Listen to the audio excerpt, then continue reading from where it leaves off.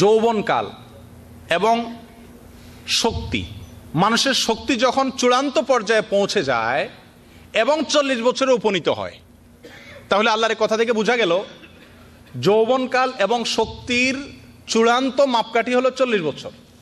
সূরা আহকাফ আয়াত নম্বর 15। সম্মানিত ভাইরা, শাবাব আরবি শব্দ। এই শব্দের আবিধানিক অর্থ আমরা যুবক বা তরুণ বলি। অ্যাকচুয়ালি এটার আবিধানিক অর্থ বের হয়ে আসে দুটি জিনিস, এক হলো বৃদ্ধিশীলতা, আরটা হলো শক্তি। আন্নমা ওয়াল কুওয়া, বৃদ্ধিশীলতা এবং শক্তিকে বলা হয় শাবাব বা যৌবন। এই বৃদ্ধিশীল হতে হতে মানুষের জীবনে একটা পর্যায়ে বৃদ্ধির শেষ হয়ে যায়, এটা হলো 40 পর আর বৃদ্ধি হয় না, এরপর কমতে থাকে। অতএব 40 বছর পর্যন্ত এটাকে কি বলা যায়? তারুণ্য বা যৌবনকাল বলা যায়। সম্মানিত ভাইরা, মানুষের জীবনের এই যে ধাপ, শৈশব, কৈশোর, যৌবন, বার্ধক্য, এরপরে মৃত্যু, এর ভিতরে আল্লাহ পাক রব্বুল ইজ্জতের একটি কুদরত রয়ে গেছে, যেটা সূরা জুমারের 21 নম্বর আয়াতে আল্লাহ তাআলা আলোচনা করেছেন। আমরা বলেছি আপনাদেরকে, আপনারা দেখেন ফসল আদি প্রথমে কিছুই থাকে না, এরপর যখন একটা বীজ লাগানো হয়, ধান কথাই বলি আমরা, যেহেতু ধান সবচেয়ে বেশি দেখছি, যখন ওটার বীজটা বের হয়ে আসে একেবারে দুর্বল থাকে না, একদম লিকলিকে কোনো রকম বাতাসেই পড়ে যাবে এমন একটা অবস্থা থাকে, কিন্তু দেখতে কত সুন্দর লাগে বলেন, খুব চমৎকার লাগে না যখন নতুন চারাটা বের হয়? আরও কিছুদিন যখন যায় সেটা আরও বের হতে থাকে, আর একটু সৌন্দর্য বাড়ে তার ভিতরে, ঠিক না? এই যে বের হয়েছে ওইটা হলো মানুষের শৈশব। আল্লাহ তাআলা এখানে ওইটার সঙ্গে মানুষের জীবনের তুলনা করেছেন বলে তাফসীরবিদরা বলেছেন। এই ফসলের সাথে ফসলের বেড়ে ওঠা আর মানুষের বেড়ে ওঠাকে আল্লাহ তাআলা তুলনা করেছেন, এবং এর ভিতরে শিক্ষা রয়েছে বলে বলেছেন, অর্থাৎ মানুষের জন্য শিক্ষণীয় বিষয় রয়েছে, মানুষ নিজের জীবনকে ওইটার সাথে তুলনা করবে।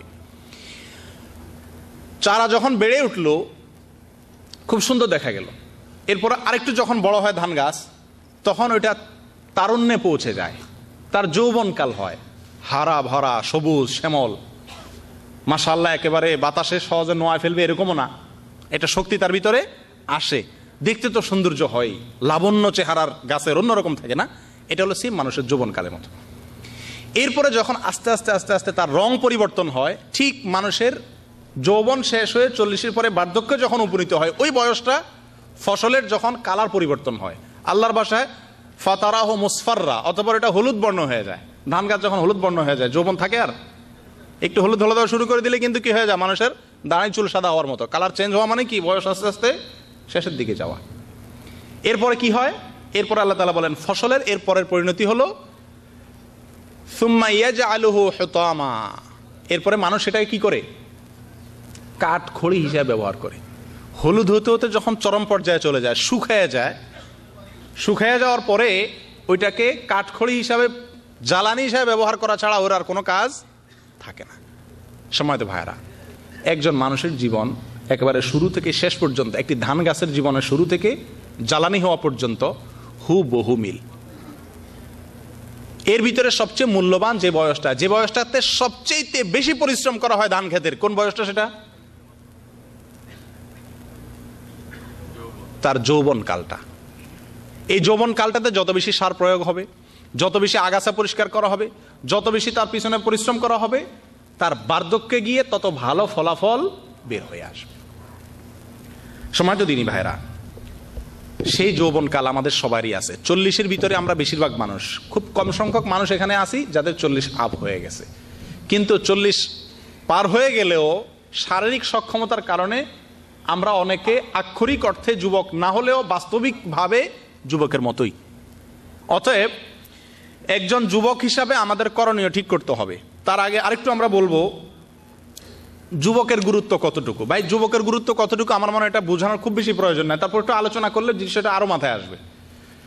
আমরা জানি বিভিন্ন কোম্পানি চাকরি দিলে আমাদের দেশে বিভিন্ন বিজ্ঞাপন থাকে চাকরির জন্য, না? এই চাকরির বিজ্ঞাপনগুলোতে, প্রায় সব বিজ্ঞাপনগুলোতে কয়েকটা নর্মাল কন্ডিশন থাকে। এর ভিতরে একটা হলো এত থেকে এতর ভিতরে বয়স হইতে হবে, নাকি? এই বয়সটা কি 40-এর পরের বয়সের লোক নেয়? বেশিরভাগ চাকরিতে চাবে যে 20 থেকে বা 25 থেকে 40 এর ভিতরে হইতে হবে। তার মানে কি, যৌবনকালটা সবাই চায় না? আপনি যত চাকরিতে যাবেন এই বয়সটা সবাই খোঁজে, এটা ক্রিম, এটা লাইফের সবচেয়ে মূল্যবান সময়। যারা যৌবনকালে পরিশ্রম করে তাদের জন্য সব দেশের সরকার পেনশনের ব্যবস্থা রাখছেন। যৌবনকালে যদি ভালোভাবে চাকরি বাকরি করে, বুড়া হওয়ার পরে বসা বসায় খাওয়াবে সরকার, ঠিক না? কারণ যৌবনের কি করছে, সে ভালোভাবে কদর করছে। আল্লাহ তাআলা আমাদেরকে আমাদের যৌবনকালকে সেরকম কদর করার তৌফিক দান করেন।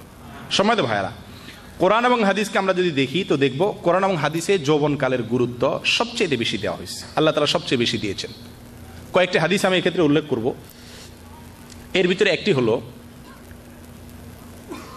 তিরমিজি শরীফের হাদিস,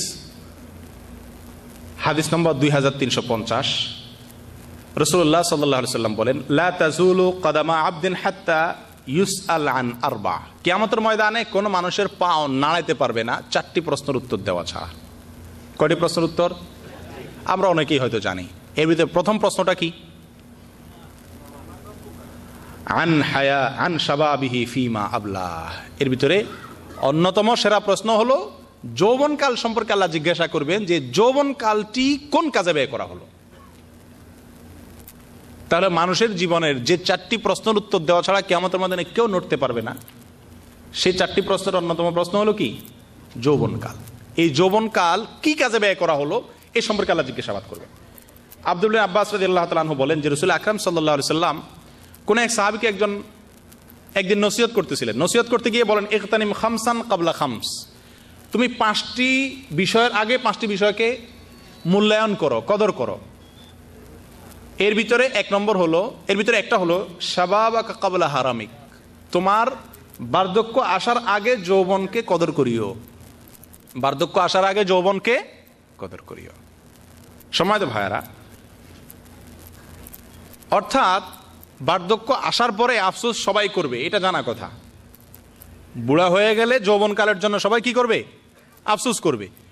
রাসূল আকরাম সাল্লাল্লাহু আলাইহি সাল্লাম সাবধান করেছেন, তখন আফসোস করে তো কাজ হবে না, তার আগেই তোমার যৌবনকালকে তুমি কি করিও?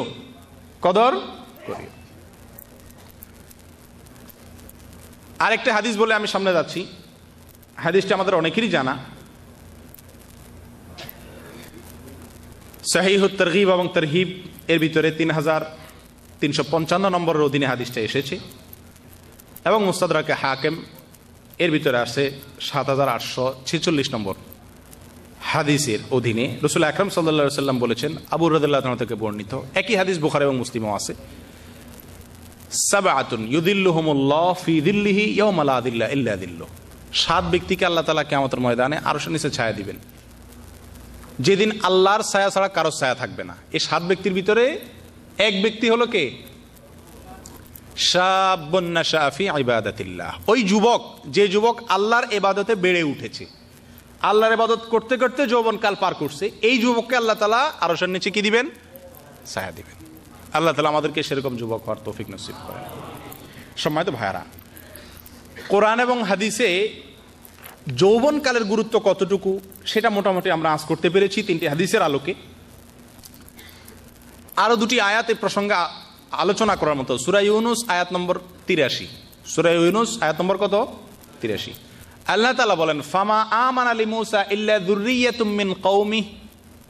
মূসা আলাইহিস সালাতু ওয়াস সালামের উপরে ওনার প্রতি তার সম্প্রদায়ের কিছু যুবক ঈমান আনছিল শুধু। তার মানে তাওহীদের দাওয়াত, নবীদের দাওয়াত, হকের দাওয়াত, সত্যের দাওয়াত গ্রহণকারী হিসাবে আল্লাহ তাআলার ঘোষণা, আল্লাহ তাআলার সার্টিফাই হলো যুবকরাই আগায় আসছে।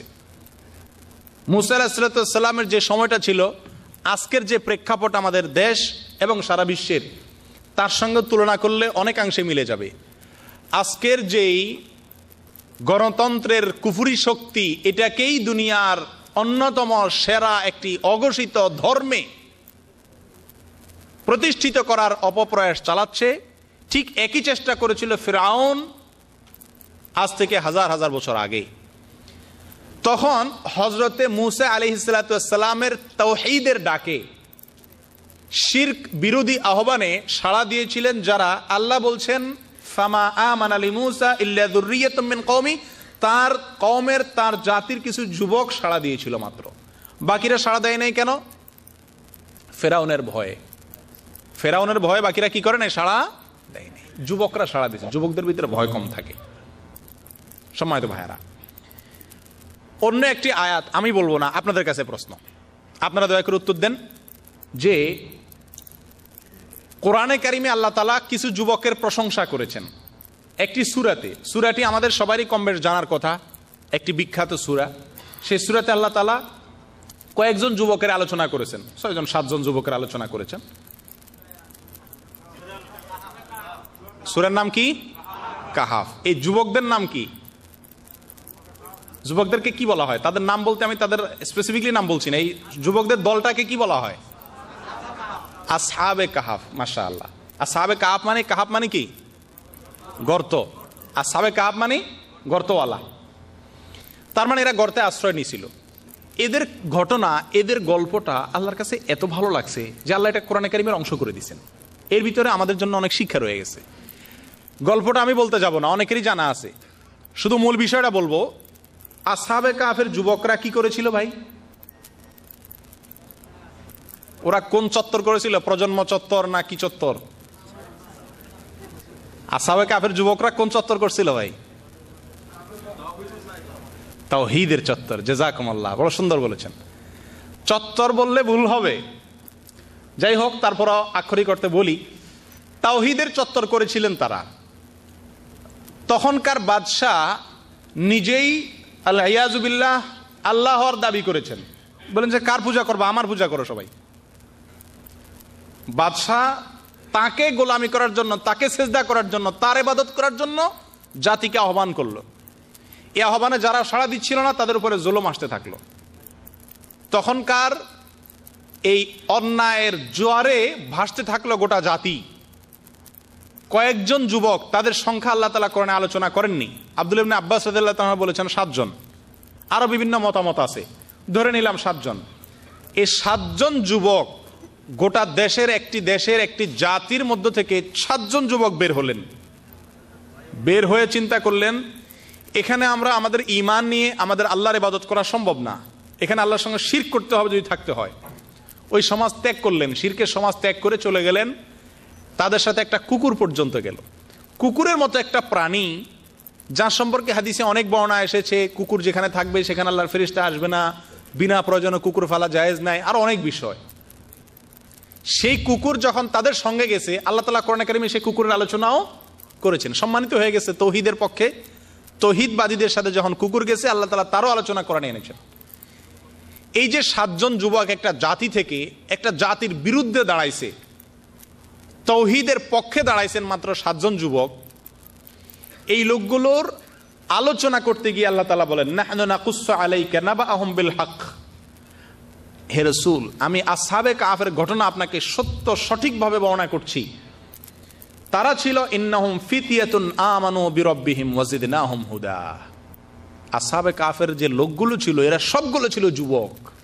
এখানে আল্লাহ তাআলা যৌবনকে প্রশংসা করলেন না, তারা যে যুবক এটা বলে আল্লাহ তাআলা যুব সমাজের প্রশংসা করলেন, তাদের অবদান। মুসা আলাইহিস সালামের অনুসারী কারা ছিল? যুবক। সে আলোচনা আল্লাহ তাআলা সূরা ইউনূস আয়াত নম্বর 83 করেছেন। সূরা কাহাফে আল্লাহ পাক সুবহানাহু ওয়া তাআলা আয়াত নম্বর 13 থেকে 14 আলোচনা করেছেন আসহাবে কাফের যারা ছিল তাদেরকে আল্লাহ বলেছেন ফিতিয়াতুন। ফিতিয়াতুন মানে যুবক।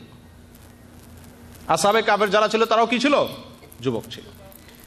রাসূল আকরাম সাল্লাল্লাহু আলাইহি সাল্লাম যে ইসলামের দাওয়াত নিয়ে দাঁড়াইছেন, সর্বপ্রথম তার দাওয়াতে যারা সাড়া দিয়েছেন তারা সবাই 2-1 জন বা হাতে গোনা কিছু মানুষ ছাড়া বাকি বেশিরভাগ মানুষ কি ছিল? যুবক ছিল। একজনের নাম বলেন তো? আলী রাদিয়াল্লাহু তাআলা। শুধুমাত্র আলী নন, আবু বকর রাদিয়াল্লাহু তাআলা যখন ইসলাম গ্রহণ করেন তখন তার বয়স ছিল 38। যৌবনের যে গণ্ডি 40 তার আগে আগে, অর্থাৎ তার ভিতরে পড়ে যাচ্ছেন তিনি। হযরত ওমর ফারুক রাদিয়াল্লাহু তাআলা যখন ইসলাম গ্রহণ করেন তখন তার বয়স 30ও হয় নাই, তার মানে যুবক। আলী রাদিয়াল্লাহু তাআলা তো একেবারে টকবগ 20 বছরের বাচ্চা ছিলেন, ইয়াং ছিলেন। 4 খলিফার 3 খলিফা ইসলাম গ্রহণ করেছেন, তারা সবাই যুবক ছিলেন। হযরত আসমা রাদিয়াল্লাহু তাআলা আনহা মহিলাদের ভিতরে মাত্র 23 বছর বয়স।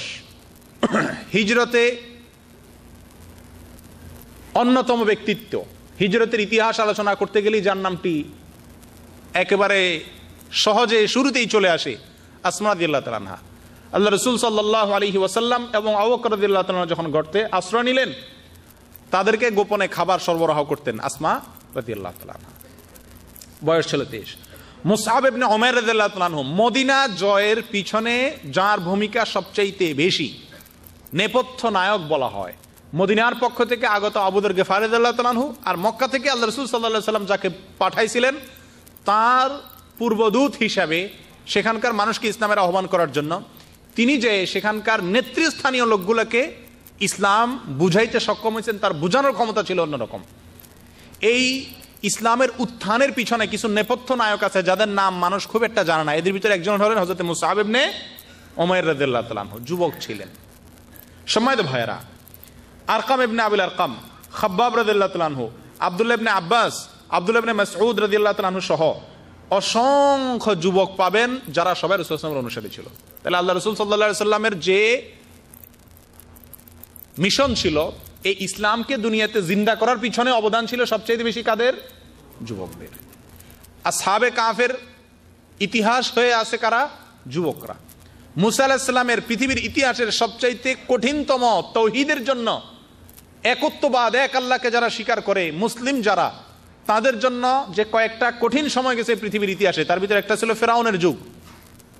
সেই যুগটাতেও সত্যের পথে সবার আগে অগ্রসর হয়ে আসছে কারা? যুবকরা। সম্মানিত ভাইয়েরা, আজকে আমরা যারা এখানে আছি, আলহামদুলিল্লাহ আল্লাহ তাআলা আমাদের সবাইকে যুবক বানাইছেন, আমরা সবাই যুবক। আফসোসের বিষয় হলো আজকের যুবকদের ভিতরে আমরা যারা মুসলিম, তাদের ভিতরে একটা কনসেপ্ট, একটা ধারণা হলো কি জানেন? সেটা হলো ইবাদতের একটা বয়স আছে। ইবাদতের একটা কি আছে? আমাদের দেশের মানুষের এই ধারণাটা না, যৌবনকালে ইবাদত করতে আমরা রাজি না। ঠিক কি ঠিক না? আমরা মনে করি ইবাদতের একটা বয়স আছে, আর সেই বয়সটা হলো বার্ধক্য। আমাদের দেশের যুবকদের ভিতরে এই ধারণাটা আছে না? সম্মানিত ভাইয়েরা, যারা মনে করে যে বুড়াকালে ইবাদত করা দরকার, এরা হয় ইবাদতের গুরুত্ব বুঝেনি, আর না হয় ইবাদতটাই বুঝে নেই। ইবাদতের গুরুত্ব যদি তারা বুঝতো, তাহলে একজন মানুষের জীবনের সবচেয়ে মূল্যবান, সবচেয়ে দামি এবং মেইন কাজই হলো কি? মানুষের সৃষ্টির উদ্দেশ্য কি? আপনাদের এখানে প্রতিযোগিতার কাগজ দিছে, এখন প্রশ্ন আউট করলে তার সমস্যা নেই। প্রতিযোগিতার কাগজ জমা দেওয়ার তো টাইম শেষ। মানুষের জীবনের সৃষ্টির লক্ষ্য কি? আল্লাহর ইবাদত করা। আল্লাহ কোরআনে কারীমে বলেছেন, ওমা খালাকতুল জিন্না ওয়াল ইনসা ইল্লা, আল্লাহ বলেন আমি জিন এবং মানুষকে সৃষ্টি করেছি শুধু কিসের জন্য? ইবাদতের জন্য। যেটা জীবনের মূল লক্ষ্য, সেটার জন্য আজকের যুব সমাজকে যদি বলা হয়, তারা বলে যে আরো সময় আছে। এটা কি একটা দাঁড়ায় রাখার বয়স হলো? এটা এত নামাজ পড়ার বয়স হলো? হজের বয়স হয়েছে এখনো? ইবাদতের বয়স হিসাবে ওনারা ঠিক করে নেন জীবনের সবচাইতে গুরুত্বহীন, মূল্যহীন জীবনটাকে।